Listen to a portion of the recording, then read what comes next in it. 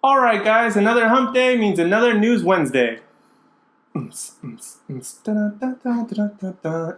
part. Okay.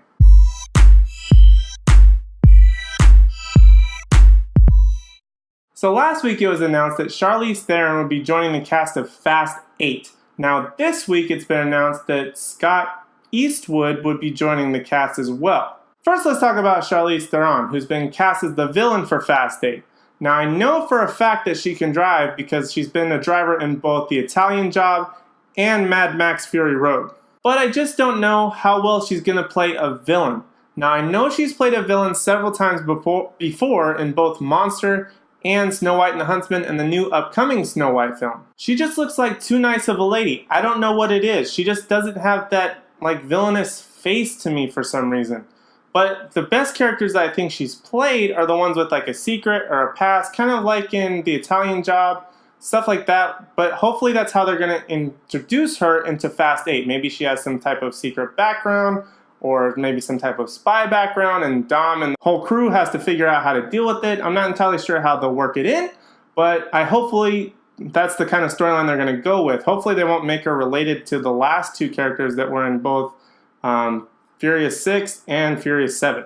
Either way, I certainly wish the best for her in the Fast 8 role. I hope she gives the franchise a much needed female villain, which we have not seen in any of the 7 films thus far. We definitely need more female villains that aren't witches or medieval like Charlize Theron has played before. Now on to Scott Eastwood.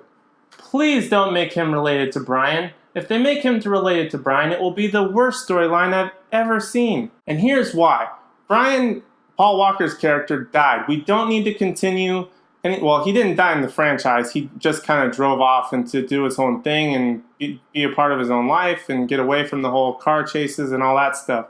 But I feel like his whole storyline is done. They put a nice bow on it at the end of Furious 7. They don't need to introduce any more of him or his family in the rest of the franchise. It's completely unnecessary.